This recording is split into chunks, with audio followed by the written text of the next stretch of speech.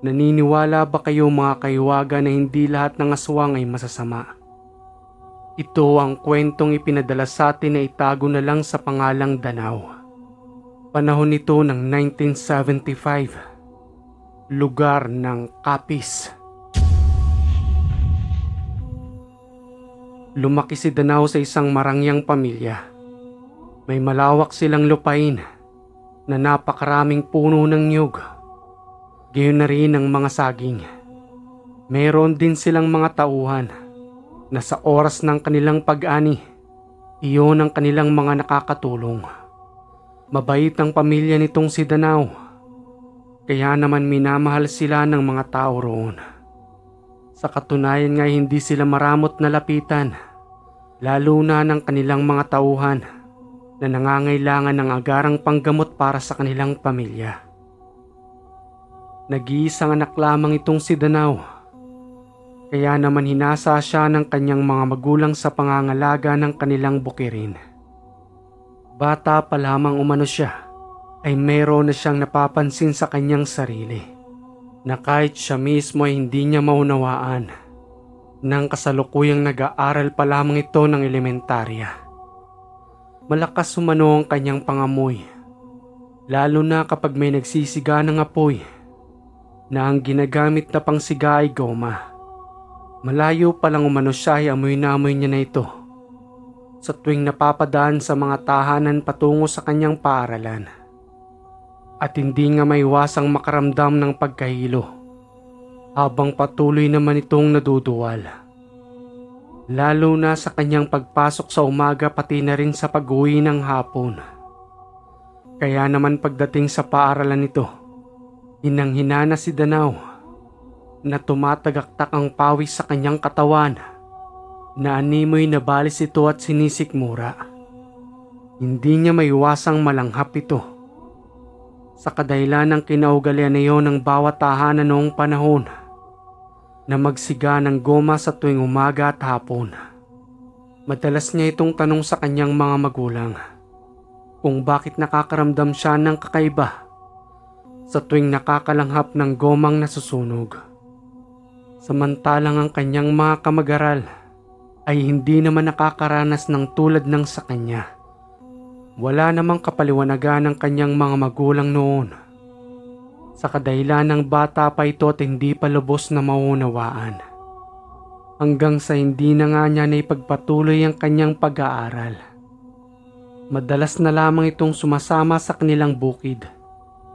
At napapansin niya nga ang kanyang ama na pinagbabawalan ng kanilang mga tauhan na huwag umanong magsusunog ng mga dahong natuyo sa bukid gamit ang goma.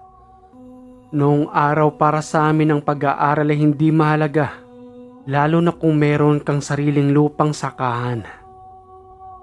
Dahil ayon sa kasabihan ng mga matatanda, babalik at babalik pa rin daw naman kami sa pagsasaka. Kahit na ano pang sipag naming mag-aral noon.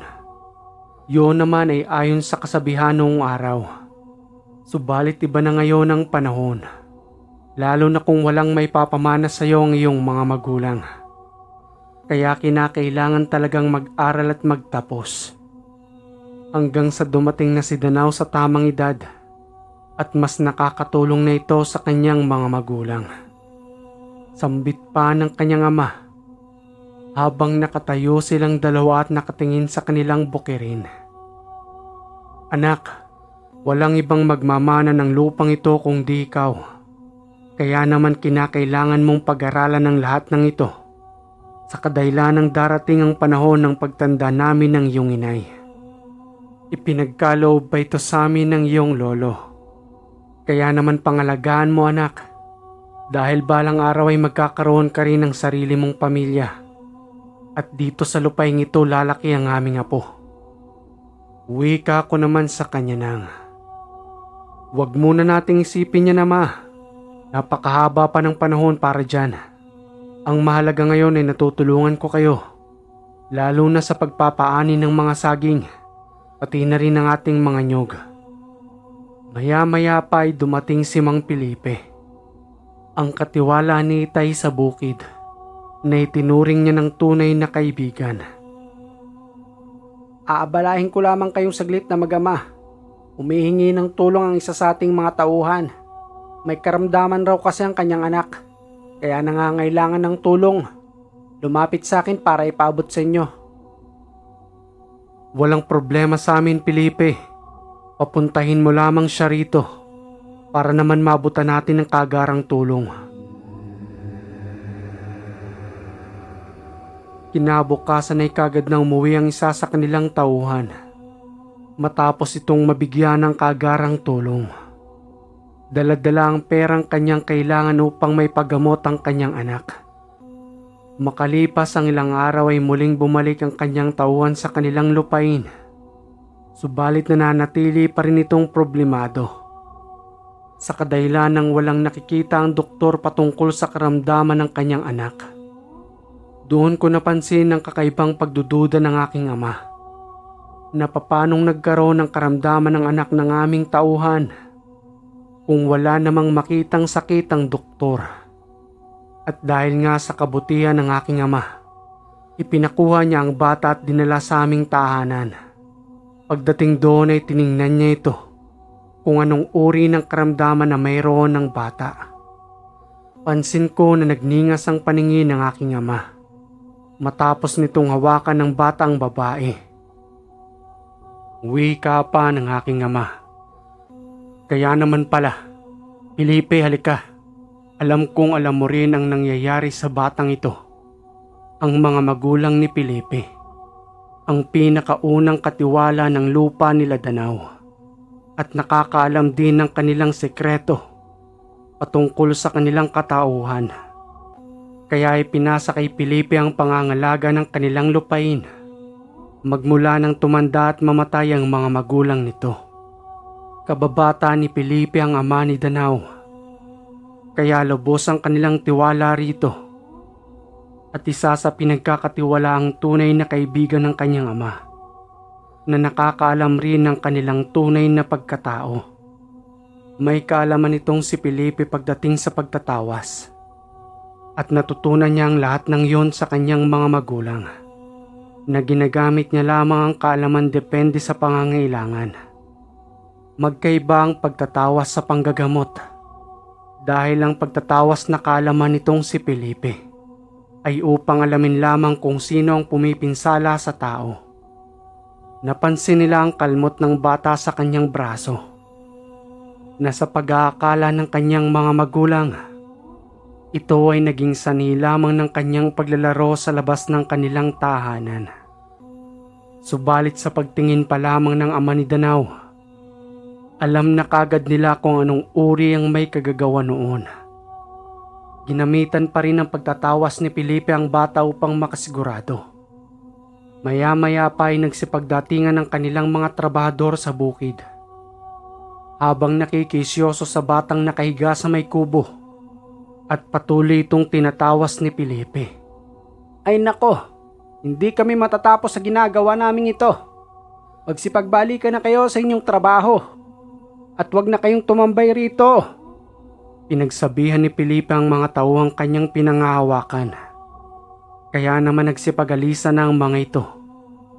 At nang lumabas nga ang resulta sa kanyang pagtatawas, hindi nagkamali ang ama ni Danau na isang angaswang ang gumagambala sa bata. Hindi ako maaaring magkamali, Felipe. Dahil ang bakas na yan ay katulad rin ng sa amin.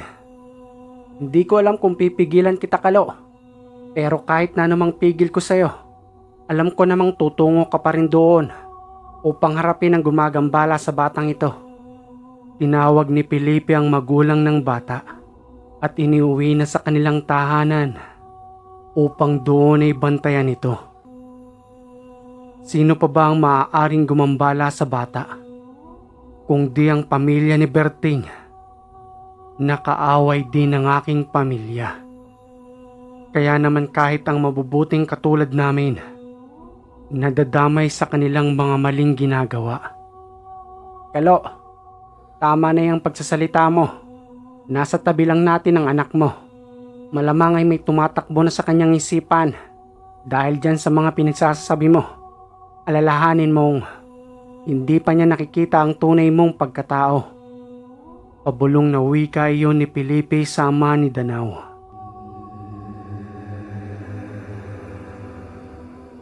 Kinagabihan, pagdating sa kanilang tahanan, kakaiba na ang kilos ng ama ni Danao na hindi na mapakali sa loob ng kanilang tahanan. Maya-maya pa ay nagpaalam na ito sa kanyang pamilya. Magpapahangin lang umano siya sa labas ng tahanan o kaya ay magtutungo sa tahanan ni Felipe. Nagmamadali itong tumakbong papalayo. Na ipinagtataka naman noon ni Danao kung ano ang nangyayari sa kanyang ama. Inay, bakit parang kakaiba ang kinikilos ni ama? Parang hindi siya ang aking amang si Kalo. Habang tinitingnan ko kanina ang kanyang mukha na para bang namumula ito. At unti-unting kumakapal ang kanyang kilay, pati na rin ang mga buhok sa kanyang mukha. Ano po ba ang tunay na nangyayari kay ama? Pagtatanong na wika ni Danao sa kanyang ina. Anak, malalaman mo rin ang lahat. Sa ngayon ay hindi mo pa lubusang maunawaan ito. Matulog ka na roon. Maya-maya ay babalik na rin ang iyong ama. Kinabukasan ng umaga sa pagising ni Danao, wala pa rin sa kanilang tahanan ng kanyang ama at sinabi na lamang sa kanya ng kanyang ina na malamang ay nandoon ito sa tahanan ni Felipe. Madaling nagtungo roon si Danao.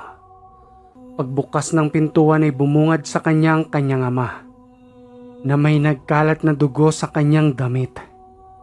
Madali nitong hinubad ang kanyang kasuotan habang pinapahiram naman ito ni Felipe ng damit. O anak, napakaaga mo namang nagtungo rito. Nagalmusal ka na ba? Bungad na wika sa kanya ng kanyang amang si Kalo. Hindi pa ho ama. Wala ka pa rin kasi sa bahay ng pagising namin ni Inay. Kagabi ka pang umalis sa tahanan. Ano ho bang nangyari sa inyong damit at bakit? May nagkalat na dugo sa inyo. Ayan at mayroon ka pa rin sa mukha pati na rin sa iyong leeg. Ito ba anak? Wala ito. Nagkatay lang kami ng manok ni Felipe. Ayan at tumalsik na nga sa aking mukha pati na rin sa aking damit. Nabitawan kasi ang leeg ng manok sa pagkakaputol nito. Kaya naman nagsipagtalsikan sa aking katawan. Halika. At may nilagang saging si Felipe. Dito na lamang tayo magalmusal. Napakabaho ng amoy ng dugong kumalat sa katawan ng ama ni Danao. At kahit na ang kanyang anak ay naiilang na lumapit sa kanya, sa kadahilan ng kahit na ang mga daliri nito ay mayroon pa ring mga natutuyong dugo. Kalo, hindi ka ba nakakahalata? Dumidistansya sa iyo ang anak mo. Eto ang tuwalya. Maligo ka na muna para matanggal na yung nagkalat na dugo sa iyong katawan. Sabi ko kasi sa iyo, hawakan mo ang leg ng manok para hindi ito makapalag. Si Felipe na lamang ang lumapit kay Danao at ipinaghain nito ng saging at kinuhaan din ng kape. Pagpasensyaan mo na ang iyong ama, Danao. Hayaan na muna natin siyang makaligo. At maya-maya ay babalik na rin yun dito. Sige na at magalmusal ka na. Magtutungo na tayo sa inyong taniman mamaya. Dalahan na rin natin ng saging ang mga nagtatrabaho doon. Sa muling pagbabalik ng kanyang ama, nagtungo na sila sa kanilang lupain upang tingnan ang kanilang mga ipinapaaning saging. Pinagmamasdan pa rin ni Danao ang kanyang ama sa kadahilan ng may mga galos ito sa kanyang braso, pati na rin sa kanyang leeg, na ipinagtataka niya kung papaano itong nagkaroon. Maya-maya ay dumating na ang isa sa kanilang trabahante, ang ama ng batang ginagambala ng aswang. Madali itong lumapit kay Kalo pati na rin kay Felipe. Maayos na po ang aking anak. Marami pong salamat sa inyong tulong pinansyal. Hindi ko rin po alam kung bakit bigla na lamang naging maayos ang anak ko. Kaya eto at bumalik na po ako rito. Maaari na ho ba akong magtrabaho? Para makapagbayad na po ako ng aking pagkakautang sa inyo. Huwag mo nang isipin yung tulong na ibinigay ko sa iyo. Ang mahalaga ay maayos ng iyong anak. Sige at maaari ka nang makabalik sa iyong trabaho para naman kahit papaano ay magkaroon kayo ng pambili ng bigas. O dito ka na, tulungan mo na ito. O kayo dyan, bilis-bilisan nyo naman yung pagkuha ng mga saging para may dala na natin yan sa merkado habang medyo mataas pa ang presyo nito. Pakibilis-bilisan lang ang kilos ninyo para hindi tayo abutan ng tanghali. Maya-maya pa ay nagpaalam na kay Mang Felipe at ipinaubaya na lamang rito ang pangangalaga sa pag-aani ng may bebentang mga saging. Pagdating ng mag-ama sa kanilang tahanan, baka sa mukha ng kanyang ina ang pag-aalala sa kanyang asawang si Kalo. Kinuha nito ang isang lanang nakalagay sa isang maliit na bote. Hinaplasan ang bawat sugat nito sa katawan na sa pag-aakala ni Danaw ay mayroon lamang ito sa kanyang braso at leeg. Yun pala ay sandamakmak pa ang kalmot sa kanyang likuran.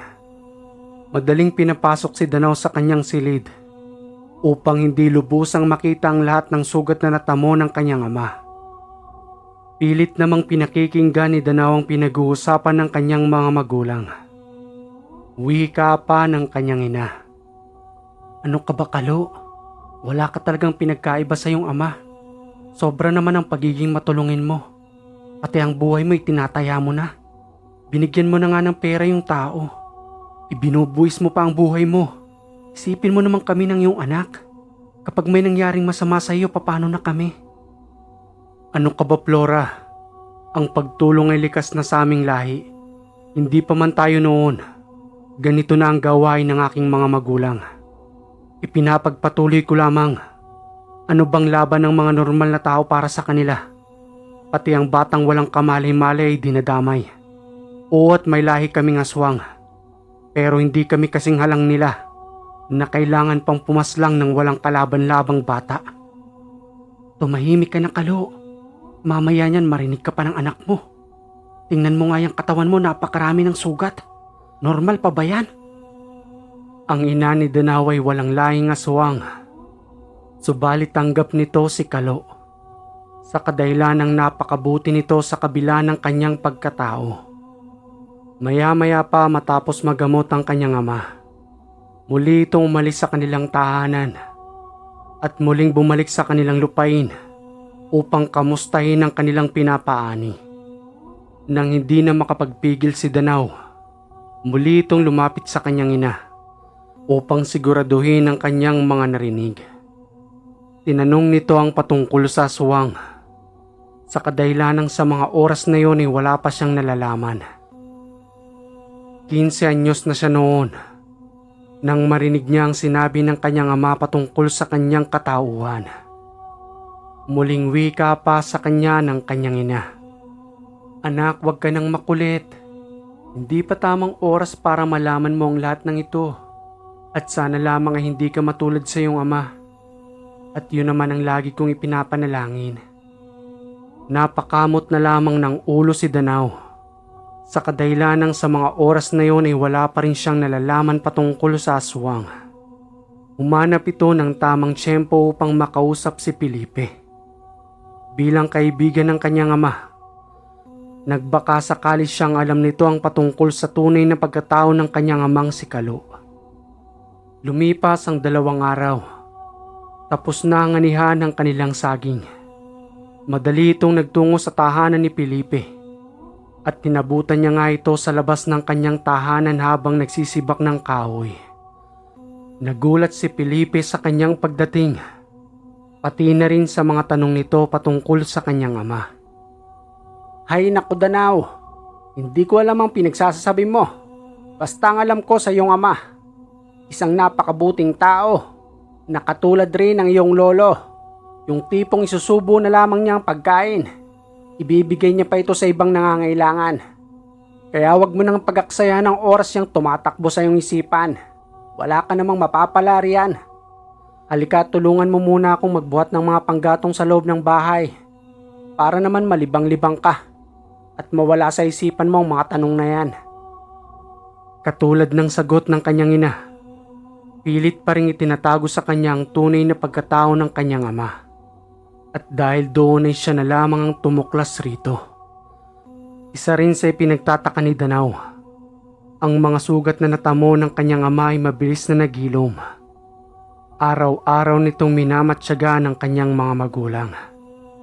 Lalo na sa pagsapit ng gabi, nang una niyang makita ang pagbabago ng mukha ng kanyang ama noon. Isang gabi nagtungo si Felipe sa tahanan nila Danao. May pupuntahan umano sila, ayon sa pagkakasambit nitong si Felipe. Sa kabilang barangay lang umano iyon, at isa rin sa kanilang malapit na kumpare na humihingi ng tulong sa kanila. Pagdating naman sa ganitong mga bagay, hindi nagdadalawang isip ang ama nitong si Danao. Basta ang mahalaga sa kanya ay makatulong sa pamamaraang nakakayanan niya. May dalang itak itong si Mang Felipe, samantalang itong si Kalo ay walang dalang sandata ni isa. Maliban lamang sa isang maliit na boteng laging nakatali sa kanyang bewang. Makalipas ang ilang oras ay muling bumalik ang ama ni Danao. Pasado 12:00 na yon ng gabi, nang pinagbuksan ito ng kanyang inay. Kaagad nang sumilip si Danao sa pintuan ng kanyang silid at hinawi ng bagya ang kurtinang nakahambalang. Nagulat si Danao nang makita niyang punit-punit ang damit ng kanyang ama at may malaking hiwa ito sa kanyang dibdib. Habang patuloy pa rin ang pagtulo ng dugo sa kanyang katawan, tarantang nilinisan niyon ang kanyang inay at muling pinunasan ng lana ang mga sugat na kanyang natamo. Hindi mawari ni Danao kung ano nga bang ipinaglalaban ng kanyang ama. Basta ang kanyang pagkakaalam patungkol rito, isa itong mabuting padre di pamilya. Habang marami ang taong natutulungan nito sa pamamagitan ng kanilang lupain, dagdag palaisipan lamang sa kanya kung ano nga ba ang tunay na nangyayari rito. Naramdaman ng kanyang ama na may nakasilip sa kanya sa may kurtina. Biglang napatras si Danao sa kadahilanang namumula pa rin ang mata ng kanyang ama. "Anak, matulog ka na. 10 oras na ng gabi, gising ka pa riyan." Hindi na nakapagsalita si Danao at muli na lamang bumalik sa kanyang higaan. Kahit na anumang pilit nitong matulog, nanatili pa rin gising ang kanyang diwa at hindi makalimutan ang mga namumulang mata ng kanyang ama. Kinabukasan ay hindi na siya sinasama ng kanyang ama sa bukid. Kaya naman lubos ang kanyang pagtataka kung bakit. Mag-isa na lamang siyang nagtutungo roon upang bahagyang makatulong na rin sa kung ano man ang maaari pang gawin sa kanilang lupain. Kahit na nga ba meron na silang mga tauhan, pilit niya pa rin inaaral ang mga gawain doon upang sa pagdating ng takdang panahon ay hindi na siya mahirapan sa pamamalakad rito. Nagtungo si Danao sa isang maliit na kubo. Habang pinapanood ang kanilang mga tauhang nagtatrabaho doon upang linisan ang paligid ng kanilang lupain. Maya-maya pa ay lumapit ang kanyang ama.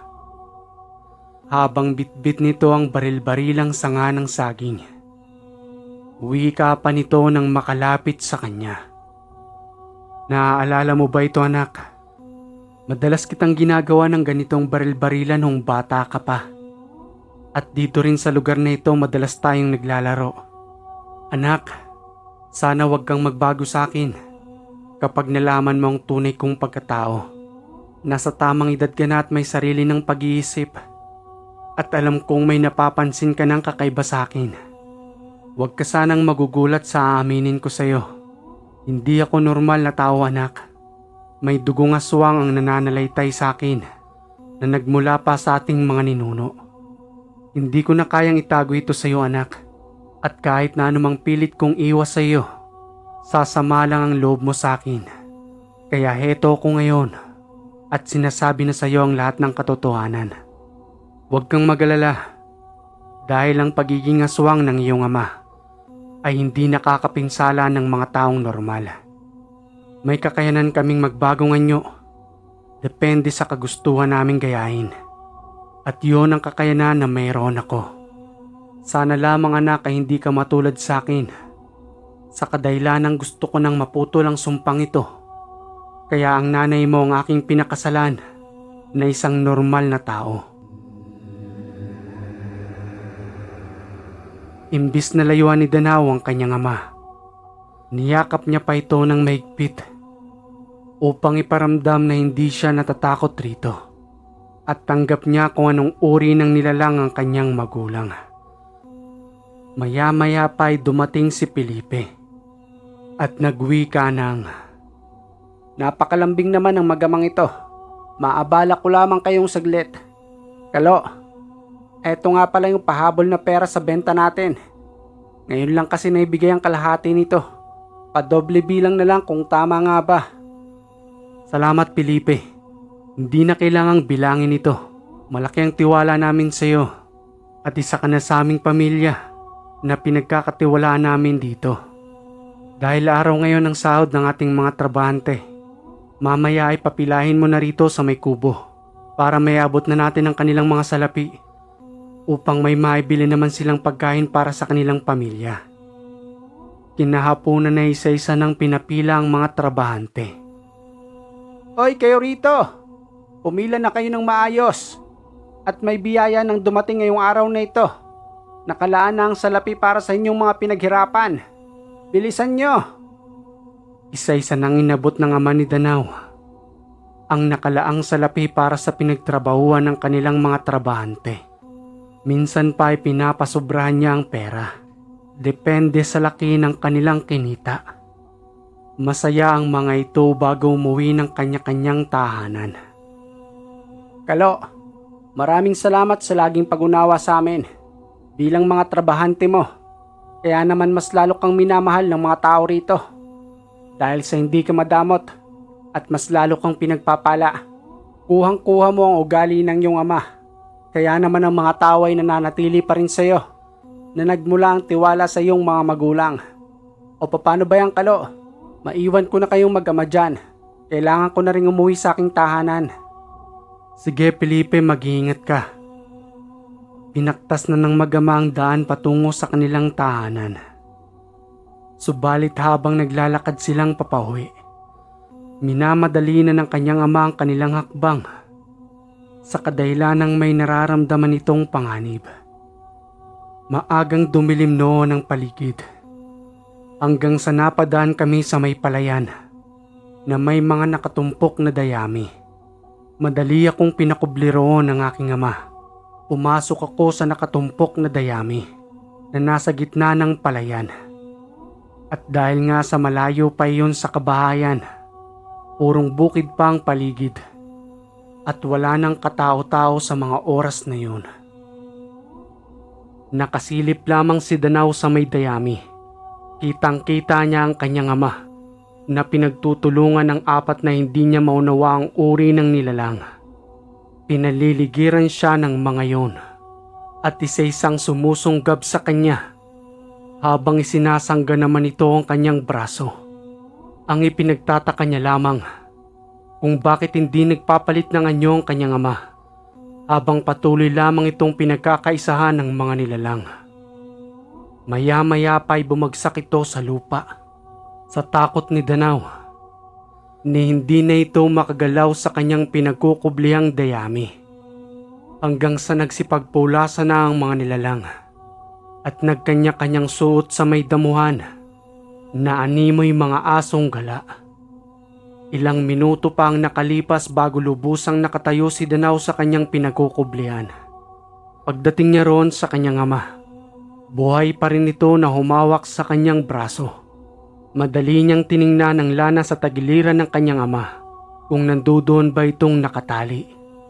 Subalit sa pagsipat niya roon ay wala ito, na malamang ay nakalmot ng mga nilalang, kaya naputol iyon at tumilapon. Nagtamo ng maraming tama sa katawan ng ama ni Danao, pati na rin sa kanyang leeg na walang humpay ang pagdanak ng dugo. Wika pa ng kanyang ama bago ito lubusang malagutan ng hininga. "Ito na yata ang huling pagkikita natin, anak. Pakiramdam ko, nanlalamig na ang buong katawan. Gusto ko nang maputol ang sumpa sa ating lahi.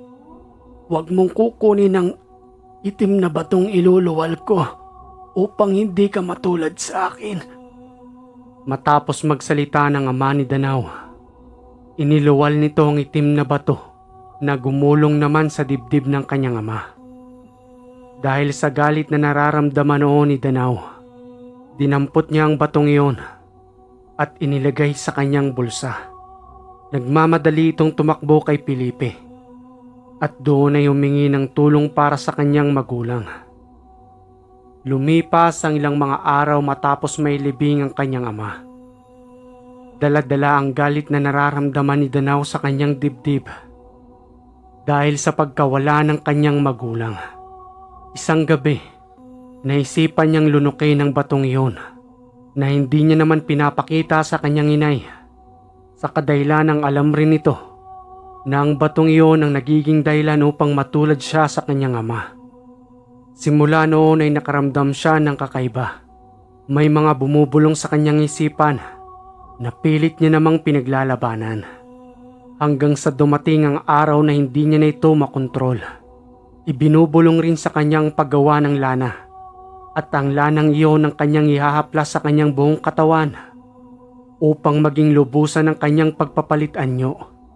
Itinago pa rin iyon ni Danao sa kanyang inay hanggang sa magtungtong siya ng edad na 25. Dumating ang isang gabi ng kabilugan. Ang akala ng kanyang inay ay natutulog na ito sa kanyang silid. Ipinunas ni Danao sa kanyang buong katawan ng lana.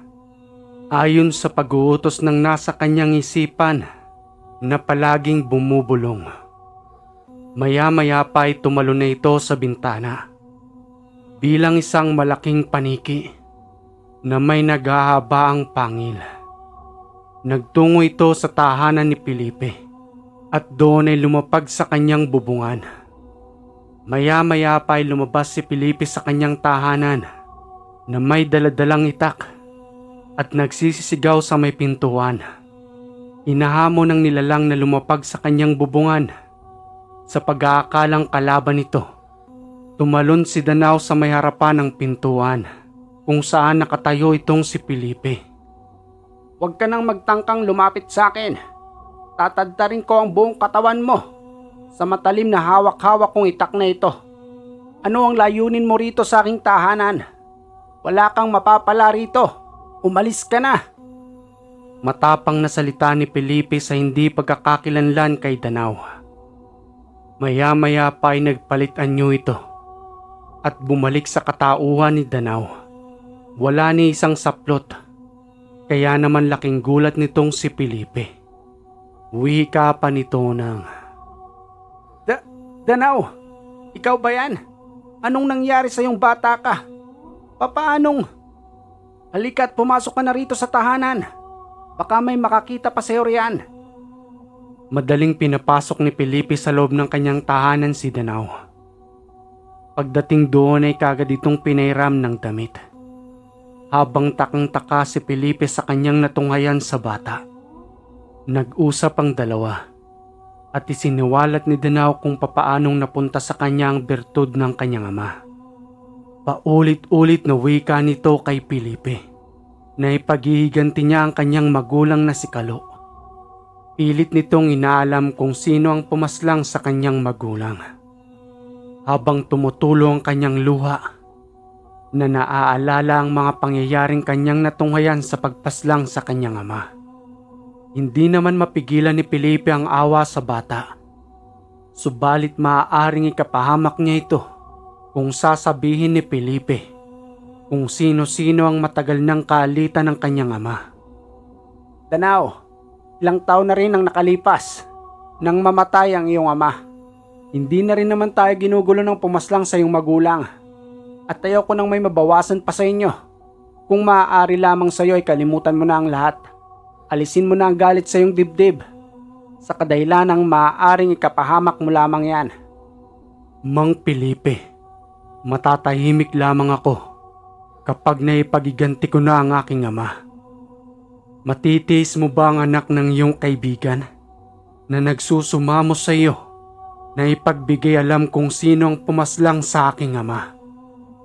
Ay nako naman Danaw, ginamit mo pa ang pagiging magkaibigan namin ni Kalo. Dahil doon ay napilitan na rin si Piliping sabihin. At wala naman silang ibang suspetsa kung di ang pamilyahan ni Berting na pinaslang noon ng ama ni Danaw. Kilala ang mga itong nananalasa sa kahit na anumang lugar na naisin nilang pasukin upang manggambala ng mga tao, pati na rin ng mga alagang hayop. Kaya naman galit na galit roon ang ama ni Danaw sa kadahilan ng pati ang kanilang lahi ay nadadamay. Maliban pa roon ay marami na silang napipinsala na walang kalaban-laban upang paslangin sila. Hindi naman kampante si Felipe sa kalagayan ni Danaw sa kadahilan ng bata pa ito at wala pang kahit na anumang karanasan sa pakikipaglaban. Itinuro ni Felipe kung ano ang mga pamamaraan ng kanyang ama. Dahil kahit siya mismo ay sumasama rito kapag hinahanting nila ang masasamang nilalang. Gumagamit sila ng paing baboy ramo na inilalagay malapit sa tahanan ng pamilya ni Berting. At habang abala na ang mga ito sa pagkain, doon naman sila mabilis na umaatake. At dahil sa pamamaraang iyon, napaslang nila si Berting, pati na rin ang ilang mga kasama nito. Subalit may natitira pa ring pinsan at ilang kamag-anak. Kaya naman ang pumaslang sa kanyang ama ay kabilang sa mga yun. Siguro naman Danaw ay sapat na ang lahat ng mga sinabi ko sa'yo. At hindi mo na ako kukulitin patungkol riyan. Huwag kang basta-bastang susugod roon hanggat hindi mo ako kasama. At kahit na hindi mo ako kauri, may kakayanan din akong pumaslang ng tulad nila na ibinigay sa aking kaalaman ng aking mga magulang.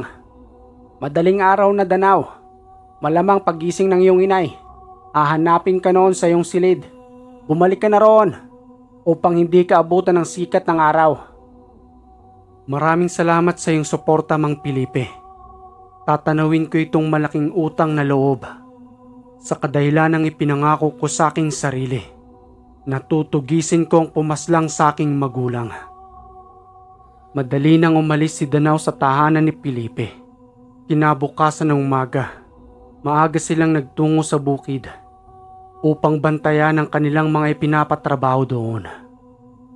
At kung ano ang kabutihang ipinapakita ng mga tauhan kay Kalo, wala rin iyong pinagkaiba kay Danaw. Kaya naman sinusuklian niya ang mga ito sa pamamagitan ng tamang pasahod sa bawat pagod at pawis ng kanilang trabahante. Si Danaw na ang namamalakad sa kanilang lupain habang si Felipe pa rin ang nananatiling kanilang tagapangalaga. Napansin ni Danaw na may hinahanap itong si Felipe sa may masukal na damuhan. Nagtungo siya roon. Ang ipinagtataka lamang ni Danaw sa kanyang pagdating kung bakit may kandilang nakasindi habang nakatirik ito sa lupa. Mayroon ding mga pagkain na ayon sa kanya, inaalay niya yon sa kanyang kaibigan na naninirahan sa masukal na kugunan. Pinagkalooban umano siya ng espadang kugon. Literally yon na daon ng kugon. Subalit napakatalas nito na animoy blade dahil sa sobrang talim. Agatha ang pangalan ng kanyang kaibigan. Isang babaeng mandirigmang sinar. Mas malaki lamang ito sa duwende. At kasing taas lamang ng hibla ng dahon ng kugon. Kakaiba ang kanilang mukha na hindi kaaya-aya sa paningin ng mga tao. At dahil sa nasa lahi ni Felipe ang pagiging bukas sa espiritual, madalas niyang nakikitang doon dumadaan ang hukbo ni Agatha, malapit sa tahanan nito sa kugunan. Kaya naman ipinagbabawal ni Felipe sa kanyang mga hawak na tauhan na wag lilinisan ang lugar na yon o kahit na ito'y sunugin. Nagustuhan umano siya ni Agatha. sa kadahilan ng madalas na nakikita si Felipe roon. Subalit bilang tao at elemento, nagbigay distansya ang dalawa at naging matalik na magkaibigan na lamang. Kaya naman ipinagkaloob sa kanya ang isa pang sandata nito na kung titingnan mo isang normal na kugon lamang. Subalit mabalasik ang talim na animoy blade. Kasing tigas din iyon ng bakal. Subalit mapagkakamalan mo lamang itong isang dahon kapag hindi mo ito hahawakan. Binigyan pa umano siya ng pagsubok bago niya iyon nakuha. Ipinahanap sa kanya sa gitna ng kugunan, kaya naman hindi mawari ni Felipe kung nasa saang lupa tinarak ang espadang yun. Tadtad na umano siya ng sugat sa kanyang balat dahil sa talim na rin ng mga dahon ng kugon. Ramdam niya na noon ang sobrang hapdi sa kanyang braso, pati na rin sa kanyang hita, sa kadahilan ng ipinahanap sa kanya iyon nang nakadamit at nakashort lamang. Kasama na rin sa kanyang pagsubok upang ipagkaloob sa kanya ang espada. Hanggang sa masipat umano ni Felipe na mayroong nag-iisang kakaibang kugon. Hindi ito humahapay kapag nadadampian ng malakas na hangin. Kaya naman nang makita niya iyon, nangakmang dadamputin niya na ito. Pinigilan siya ni Agatha sa kadahilan ng maaaring mali ang madampot ni Felipe. Nakaambang umano sa kanyang talim nito at maaaring ikaputol iyon ng kanyang mga daliri. Itinuro ni Agatha kung saan ang tamang hawakan ng matalim na espada. At nang malaman na ni Felipe, dahan-dahan niya iyong hinugot sa pinagkakatarakan nito. Magmula noon ay pinagkaloob na ito sa kanya ng sinar na nagngangalang si Agatha. At nang mapa sa kanya ng espadang iyon, napapansin ni Felipe sa tuwing nagagawi siya sa kugunan ni hindi na siya nasusugatan ng mga ito at ni kahit na anumang hapdi sa kanyang balat ay wala siyang nararamdaman. Sa mga hindi nakakaalam ng tungkol sa kugon, ito ay ang mga dahong mahahaba na kapag sinuong mo itong wala kang damit, maaaring masugatan ang iyong balat dahil sa talim nito. Mahapdi iyon kapag nababasa ng tubig at kapag nadadaluyan ng pawis, makakaramdam ka ng kakaibang kate at may makikita ka na lamang na maliliit na sugat na pahaba. Ganoon katalim ang kugon, lalo na kung sensitibo ang iyong balat. Ayon pa kay Felipe, nang may pagkaloob na sa kanyang espada ng kugon, inaanyayahan siya nitong magtungo sa kanilang kaharian. Subalit maraming beses siyang tumatanggi sa takot na ring hindi makabalik sa lupa. Maya-maya pa'y kumilimlim ang panahon. Mayroong nagbabadyang malakas na ulan. Kaya naman pinakubli muna ni Felipe ang kanilang mga trabahante. Hoy kayo dyan, magsipagkubli muna kayo sa may kubo. Mahirap nang magkasakit. Sayang naman ang salapi kung ibibili na lamang ito ng gamot. Nagmamadali ring nagtungo ang dalawa sa may kubo.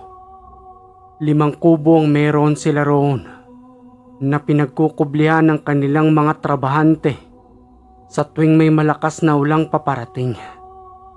Hanggang sa dumagungdong ang malakas na kulog at pumatak ang rumaragas ang ulan. At habang nasa kubo si Felipe at Danao, napag-usapan nilang dalawa na maaari nang ipaani ang mga nyog. Nasa tamang gulang na ang mga bunga nito at maaari nang koprahin upang maibenta sa merkado habang mataas pa ang presyo. Sumasang-ayon lang naman si Danao kay Felipe bilang nakatatanda at nakakaalam sa pamamalakad rito. 1 oras din ang tinagal ng ulan, kaya naman ang iba sa kanilang mga trabahante kinuha ang barahang nakasiksik sa may bubong upang bagyang magpalipas ng oras habang nananatili pa rin ang pagragasa ng ulan. At dahil may mga saging na nandoon sa may kubo, habang tinatakpan naman ito ng mga dahong natutuyo ng niyog. Tiningnan ni Felipe kung marami nang nahihinog roon. Kumuha ito ng ilang piling ng saging at ibinahagi sa kanilang mga trabahante habang naghihintay sa pagtila ng ulan. At nang lumipas na nga ang makulimlim na panahon, nagsipagbalikan na ito sa kanilang mga trabaho. Mahamog na ang paligid ng bukid at pinag-iingat ni Felipe ang bawat isa sa kadahilan ng magsisipaglabasan ng mga ahas upang magsipagkubli ang mga ito sa mahamog na damuhan. Ilang minuto pa lamang ang nakakalipas.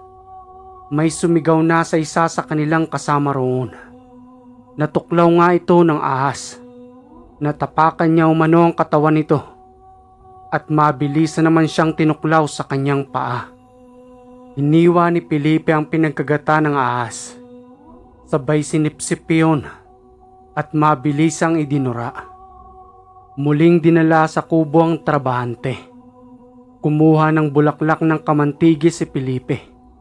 Dinikdik niya iyon at itinapal sa pinagkagata ng ahas. Ano ba naman kayo?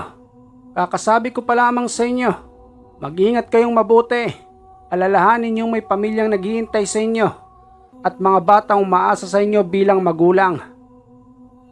Sermon na wika ni Felipe bilang namumuno sa kanila. Magpahinga ka na muna rito sa kubo. Huwag kang mag-alala dahil makakauwi ka pa ng buhay sa iyong pamilya. Hindi naman makamandag na ahas ang kumagat sa iyong paa. Pero mainam na rin itong nalagyan natin ng unang lunas upang makasiguro rin tayong hindi ka mapapahamak. Kinahaponan ay nakalakad naman ng maayos ang lalaki. Subalit sinamahan pa rin niyo ni Felipe sa kanilang tahanan, pati na rin si Danao. Ganoon sila mag-alaga ng kanilang mga trabahante. Hindi nila ito pinapabayaan. Alinsunod sa kautusan ng namayapang si Kalo na ama naman ni Danao. Dahil na rin sa tagal ng paninilbihan ni Felipe sa pamilya ni Danao, nag-usap si Danao pati na rin ang kanyang ina sa kanilang tahanan sa kanyang pag-uwi. Napagplanuhan nilang isorpresa si Felipe doon mismo sa kanyang tahanan habang may daladalang pagkain ng mga ito.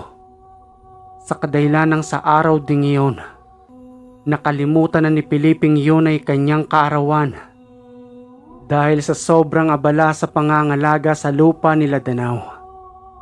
Tuwang-tuwa ito sa kanilang pagdating. Gabi na noon nang sila'y magtungo roon. Maliban sa pagkain ay may isa pa silang sorpresa para rito. Daladalang isang mahalagang papel kung saan nakasaad doon na ang lupang tinitirikan ng tahanan ni Felipe ay magiging sa kanya na. Bilang pasasalamat ng mag-ina kay Felipe sa kadahilan ng hindi nito pinapabayaan ang kanilang lupain, pati na rin ang lahat ng kanilang mga tauhan. Walang pamilya itong si Felipe sa kadahilan ng ayaw niya umano ng sakit ng ulo at mas gugustoy niyang tumanda na lamang ng mag-isa. Maraming salamat sa inyong mag-ina. Hindi ko akalain ang sorpresang ito. Matagal na rin itong pinaplano sa akin ni Kalo. Ayun nga lang at namayapa na siya. Hindi ko talaga inaasahan ito. Alam kong masaya ang aking kaibigan kung nasaan man siya ngayon. Muli akong nagpapasalamat sa inyong pamilya sa lubos na pagtitiwala ninyo sa akin. At sa kaarawan ko pa talaga ninyo ibinigay ito. Masaya kami para sa iyo, Felipe. Noon pa man ay sinasabi na ito sa akin ng aking ama. Pasensya ka na at medyo natagalan din. Ang mahalaga ay sa iyo na ang kinatitirikan ng iyong tahanan. O paano ba yan? Pagdamutan mo na lamang ang mga pagkain ito na iniluto ni Inay. Kinakailangan na rin naming umuwi dahil lumalalim na ang gabi. Muli nang binaktas ng mag-ina ang daan patungo sa kanilang tahanan. Subalit na daanan nila kung saan napaslang ang kanyang ama. Bumalik sa alaala ni Danao kung papaanong pinagtulong-tulungan si Kalo upang daan-dahang paslangin. Napansin naman iyon ng kanyang inay, kaya nagwika ito ng, "Anak, natutulala ka na naman sa iyong paglalakad. Ano bang tumatakbo sa iyong isipan? Wala nay. May naalala lamang ho ako. Pero wala ho yun. Ipinagpatuloy na lamang ng mag-ina ang paglalakad hanggang sa tuluyang makarating sa kanilang tahanan. Makalipas ang isang buwan, nagsipagdatingan sa kanilang tahanan ng mga kamag-anak ni Danao sa side ng kanyang nanay. Isang linggo ring nanatili yon sa kanilang bahay. Nagsipagbakasyon roon na nanggaling pa ang mga ito sa malayong lugar. Mas pinili naman ni Danao na manatili sa tahanan ni Felipe sa kadahilan ng kinukulit siya ng mga ito kung papaanong namatay ang kanyang ama. Hindi na isiniwalat ng mag-ina ang mga nangyari at pinagtakpan na lamang ang lahat ng yun upang manatiling lihim ang pagkamatay ni Kalo. Makalipas ang isang linggo ay muling bumalik si Danao sa kanilang tahanan. Wala na roon ang kanilang mga kamag-anak. Subalit napakakalat ng kanyang silid kung saan nanatili ang ibang mga kamag-anak nito. Wika pa ng kanyang inay sa kanyang pagdating. Anak, pagpasensyahan mo na ha. Kakaalis lang kasi nila. Hindi ko pa naayos ang silid mo. Hindi ko rin naman inaasahang paparating sila rito. Okay lang sa akin ay. Ako na hong bahalang magayos nito. Umalis lang ho ako dahil ayaw kong maalala ang pagkamatay ni ama. Napaulit-ulit naman nilang tinatanong sa akin. O sige anak, hayaan mo pagkatapos ko ritong maglinis. Tutulungan kita dyan. Pagbukas ni Kalo ng kanyang aparador, kung saan niya itinatabi ang kanyang lana. Nakaligtaan niya pala itong ikandado. Hinahanap niya ang lana roon. Subalit wala na ito, na malamang ay napagdiskitahan ng kanyang kamag-anak o kaya ay itinapon sa basurahan dahil sa kakaibang amoy nito. Gumawa na lamang ng bagong lana itong si Danao at inihahanda niya na rin ang kanyang sarili sa muling nalalapit na pagliwanag ng buwan. Dahil para sa kanya, nakakaramdam siya ng kakaibang lakas kapag kabilugan ng buwan. Dumating ang araw ng kapiyastahan sa kanilang barangay. Kaya naman abala ang mga tanod roon, pati na rin ang kanilang kapitan sa pag-aayos ng kanilang plaza. Noong araw ay hindi pa sementado ang kanilang barangay hall, lalo na ang kanilang plaza, at nagbabayanihan lamang ang mga tao roon sa paglalagay ng mga bakod sa paligid nito. At upang makatulong si Danao sa kanilang barangay, pinakuha niya na lamang ang kanilang mga tauhan ng mga dahon ng niyog upang gamiting pangharang sa paligid ng kanilang plaza. Itinatali ang mga dahon na iyon sa mga bakod upang gamiting harang sa paligid ng sayawan. Matapos makatulong ay nagsipagbalikan ang kanilang mga tauhan sa kani-kanilang pwesto sa bukid. Wika pa ni Felipe sa mga ito. Sabi sa akin ni Danao, maaga raw tayong magsisipag-uwian para naman makapaghanda kayo ng sarili niyong pagkain ngayong fiesta. Hindi na nga sana siya magpapatrabaho ngayon, pero naisip niyang papasukin kayong lahat upang makapagbigay ng bonus sa inyo. At nang may maihanda kayo ngayong kapiestahan, mamaya ay magsipagpila uli kayo roon sa may kubo upang bago kayo magsipag-uwian ay mayroong ngiti ang mga pamilya ninyo sa inyong tahanan. Dahil sa narinig ng kanilang mga tauhan, tuwang-tuwa ang mga ito dahil sa kabutihang loob ng pamilya ni Danao.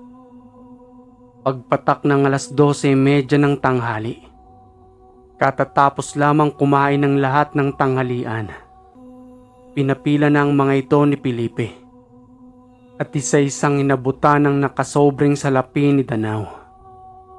Sana matuwa ang pamilya ninyo rito. Ibinabalik ko lamang sa inyo ang biyayang ibinibigay sa amin at kabilang kayo sa biyayang yun. Mamayang gabi ay magtutungo tayo sa plaza. Dadalo tayo ng sayawan, kaya isuot nyo na mamaya ang mga nakatago ninyong damit tuwing may ganitong kasiyahan. Tama yon. At may nakahanda na tayong mesa roon mamaya Para sa atin naman yon, sabi ni Kapitan. Ipinagkaloob kay Danao ang pwestong yon para umano sa ating lahat upang dumalo tayo sa kasiyahan. Matapos may pamigay ni Danao ang biyaya, umuwi na ang lahat ng kanilang mga trabahante upang makapamili pa ng kanilang mga maihahanda. Wika pa ni Danao kay Felipe. Ito yung para sa'yo, Felipe. Tanggapin mo ang sobrang ito. Nakalaan talaga yan para sa'yo. Naku Danao, sobra-sobra na yan. Tama na yung sorpresa na ibinigay ninyo sa aking magina. Hindi ko na matatanggap yan. Tanggapin mo na, Mang Felipe. Sasama ang loob namin sa'yo ng aking ina kung hindi mo tatanggapin ito. Napilitan ng tanggapin ni Felipe ang salapi at inilagay sa kanyang bulsa. Siya nga pala, Mang Felipe. Dahil nag-iisa ka lamang sa iyong tahanan, doon ka na kumain sa amin. Maghahanda si inay ng maraming pagkain at mamimigay na rin sa ibang mga tao roon na walang maihanda sa araw ng kapiyastahan. Hindi na Danao. Sanay na akong mag-isa. Noon pa man kahit sa ganitong kaarawan ng kapiyastahan, mas pinipili ko na lamang mag-isa sa aking bahay at maghanda ng kaunti para sa aking sarili at sa aking kaibigang Elemento. Sige, ikaw ang bahala, Felipe. Pero mamayang gabi ang napag-usapan natin. Magkikita-kita tayong lahat doon sa plaza para naman sumaya ang ating mga trabahante ngayong araw na ito. Kinagabihan ay nagtungo na sila roon. Isa-isa nang pumasok sa loob ng sayawan ng kanilang mga tauhan. Bumili ng 2 galong tuba si Felipe. Habang nakalatag sa mesa ang ilang inihaw na manok na kanila namang pulutan. Hindi maganda ang panahon sa mga oras na yun. May nagbabadya pa ring ulan. Subalit marami pa ring tao ang nakiisa sa plaza upang dumalo ng kasiyahan. Sambit pa ni Felipe. Hindi ko na makilala ang bawat isa sa inyo. Lumalabas ang kapugian natin kapag ganitong araw ng kapestahan. At ayun napakaraming nagkalat na magandang binibini. Marami ka ng pagpipilian, Mang Felipe. Kumilatis ka na ng maaari mong mapangasawa. Tayong 2 na lang yata rito ang walang kabiyak. Nagpatuloy ang sayawan sa plaza. Kanya-kanyang kwentuhan habang patuloy na umiikot ang tagay ng tuba. Hanggang sa nakakailang tagay na rin itong si Felipe. Tumayo ito sa kanyang kinauupuan. Lumapit sa isang magandang binibini. Sumayaw ang 2 ito sa gitna ng plaza. Nagsipagpalakpakan ng mga trabahante kabilang naroon si Danao. Bibihira lang kasing magkaroon ng lakas ng loob itong si Felipe pagdating sa babae. Sa madaling sabi, ito ay torpe. Kaya naman tumatanda lamang ito ng mag-isa. Hindi pa uso noon ang malalaking speaker pagdating sa sayawan. Tambol lamang ang gamit noon at talintado ang taong lumilikha ng musika sa pamamagitan ng tambol. Kasabay na rin ng mga taong talintado sa paggamit ng gitara. Yun lang ay masaya na ang mga tao noon. Simpleng tunog lang ng instrumento ay napapaindak na ang aming mga kabarangay. At ang nagsisilbing ilaw noon sa paligid ng sayawan, mga lampara lamang na nakasabit. Hindi ko alam kung sino pang nakaabot ng ganito noon. Sa mga taong nakikinig ng kwentong ito ngayon. Siguro ang karamihan sa nakikinig ngayon ay inabot na ang kapiestahang sayawan noon na may mga ilaw na nagniningning at paulit-ulit na kumikislap habang may naglalakihang mga speaker na nagpapaindak sa mga taong dumadalo. At habang nasa gitna nga ng sayawan nitong si Felipe, may isang lalaking dumaan sa kanyang tagiliran. Binangga siya nito, kaya naman napatras ito ng bagya sa babaeng kanyang kasayaw. At dahil doon ay pinaupunan ni Felipe ang babae, saka ito muling bumalik sa aming kinauupuan. Napansin pala iyon ni Danao, kaya naman tinanong nito si Felipe. Sino ang lalaking yun na bumangga sa iyo? Napakalaki naman ng daan pero bakit doon pa siya sa tagiliran mo sumiksik? Huwag kang magugulat, Danaw, at maging mahinahon ka lang. Kabilang siya sa pumaslang sa iyong ama. Napapansin mo ba ang isang bilog ng lamesang yon na may mga nakaupong 5 lalaki? Ang 4 dyan ang pumaslang kay Kalo at malamang ang isa roon ay kamag-anak rin nila. Dumayo pa talaga sila rito sa ating kapistahan. Napakalakas naman ang loob nila. Sila ang kinakatakutang tirador at yang 5 na lang na yan ang natitira. Sa kadahilan ng iba riyan ay pinaslang na ng iyong ama. Mukhang hindi na ako makakapaghintay ng kabilugan ng buwan, Felipe. Nakatali sa aking bewang ngayon ang lana. Uminahon ka, Danaw. Marami ang tao rito at hindi pa ito ang tamang oras para paslangin sila. Hintayin nating magsipag-alisan ng mga tao mamaya. Saka natin pagplanuhang ubusin ng mga yan. Hintayin mo ako rito. Kukunin ko lamang sa aking tahanan ng espadang kugo na ibinigay sa akin ni Agatha. Wag na wag kang gagawa ng kahit na anumang aksyon hanggat hindi ako bumabalik, Danaw. Nagmamadaling umalis si Felipe. Ilang minuto ang nakalipas. Bumalik na rin ito sa sayawan. Dala-dala ang kanyang espadang kugon na nakabalot ng makapal na kulay itim na tela. Pasimpleng inilagay niya lamang iyon sa ilalim ng mesa. Hanggang sa makalipas ang ilang oras na sayawan, unti-unti nang nagsisipag-alisan ng mga tao roon, pati na rin ang kanilang mga kasamang trabahante. Isa-isa na rin itong nagpapaalam sa kanilang pag-uwi. Batid ng 2 na hindi nalalasing ang 5 yun. Naanimoy tubig lamang ang kanilang iniinom na tuba. Hanggang sa dumating ang oras na silang 2 na lamang ang nasa kanilang mesa. Nagsipag-alisa na ang lahat ng kanilang mga trabahante habang pinagmamasdan pa rin ng 2 ang 5 kalalakihan.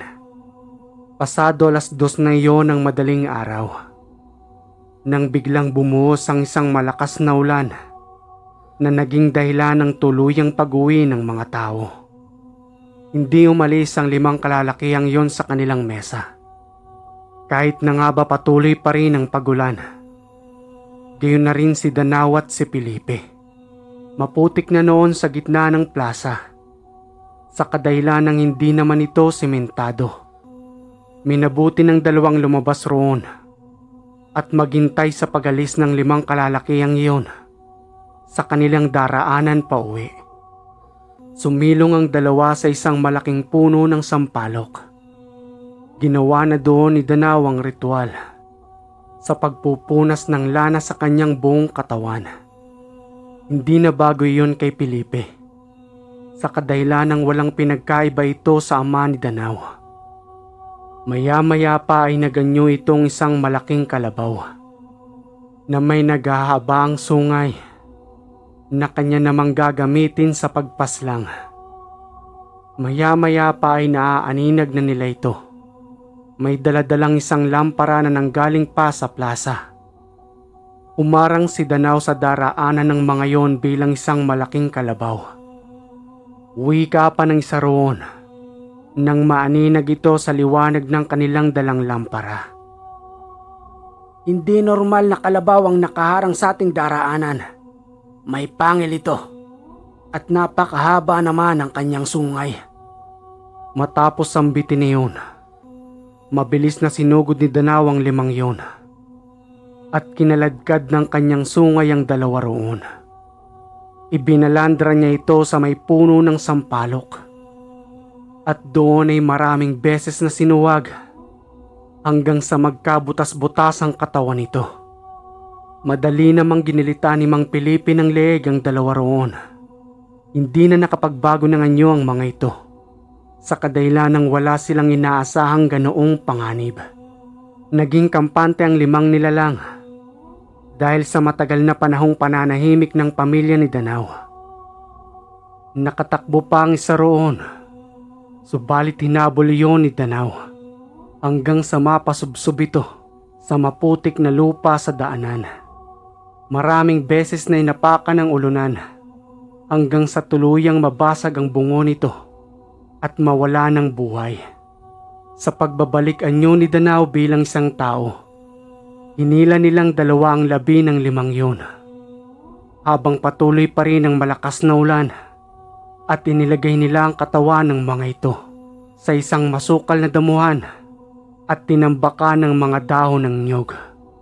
Nananatili pa rin walang saplot noon si Danau, sa kadahilan ng bago ito magpalit anyo at magpunas ng lana sa kanyang buong katawan.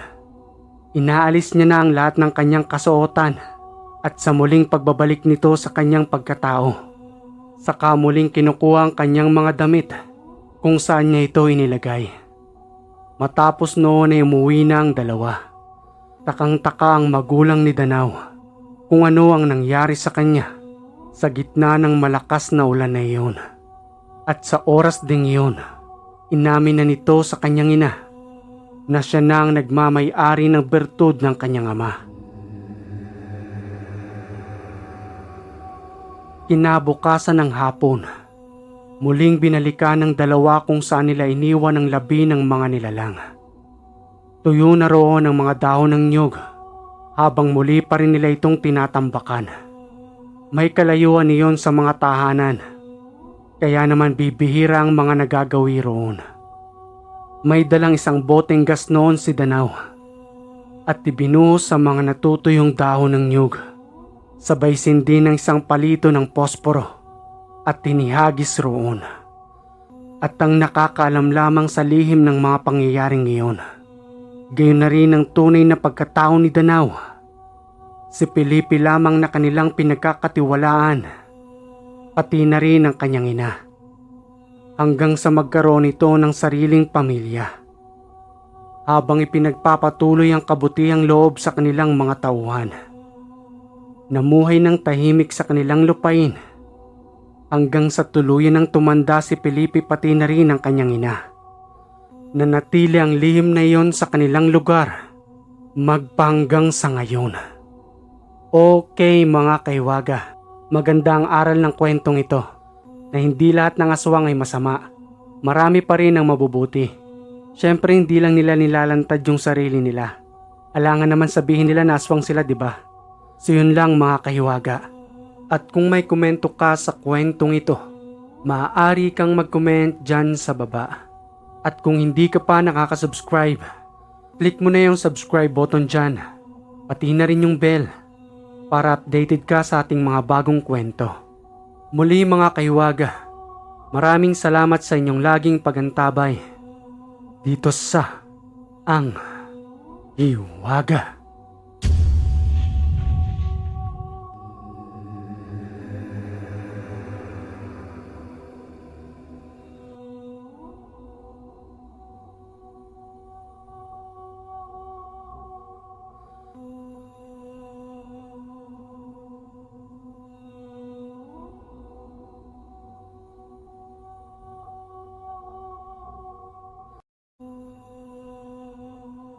Naniniwala ba kayo mga kaiwaga na hindi lahat ng aswang ay masasama?